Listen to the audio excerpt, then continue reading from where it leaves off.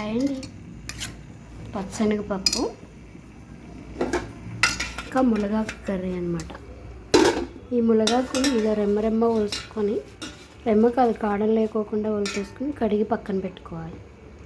తర్వాత దీనిలోకి ఉల్లిపాయ కట్ చేసుకుని పెట్టుకోవాలి. పచ్చిమిర్చి అయితే బాగుండదు, ఎండుమిర్చి. తర్వాత పొయ్యి మీద బాండీ పెట్టుకొని, బాండీ అంటే మనం వంట చేసేది కూర వండుకునేది, మనకి ఏది అవైలబుల్గా ఉంటుందో, ఏది మంచిగా ఉంటుందో అది పెట్టుకుంటాం కదా. 4 గరిటెలు నూనె పోసుకోవాలి. నూనె కాగాక ఆవాలు వేసుకోవాలి. తర్వాత ఎండుమిర్చి, తర్వాత కట్ చేసి పెట్టుకున్న ఉల్లిపాయ, తర్వాత ఉడకపెట్టుకున్న పచ్చనిపప్పు కొంచెం వాటర్ ఉన్నా పర్లేదు, వేసుకోవచ్చు.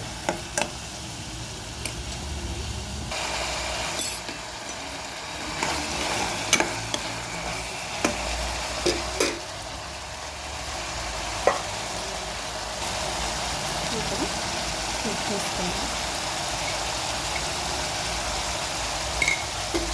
సాల్ట్ వేసాను, ఎందుకంటే తొందరగా కరగదు, వాటర్ అయితే వేస్తామని సాల్ట్ వేసాను.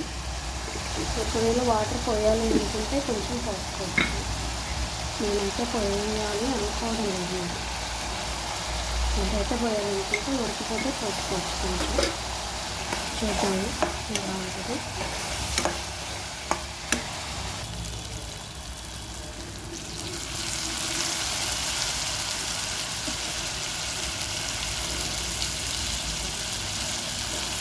ఈ మునగాకు ఎంత కడిగినట్టే ఉంటుందండి, చూసుకొని కడుక్కోవాలి.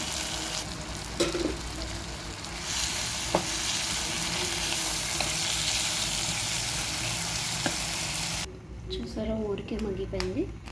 ఇప్పుడు కారం వేసుకుందాం. కారం అయితే పచ్చికారం అనమాట, ఇది కొంచెం వేస్తున్నాను.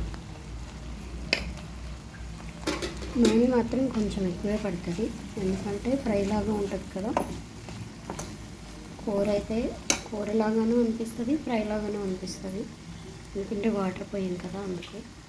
చూసారా ఎంత బాగా రెడీ అయిపోయిందో కర్రీ. ఇప్పుడు దీనిలో కొంచెం మసాలా వేసుకున్నాం, పొడి మసాలా.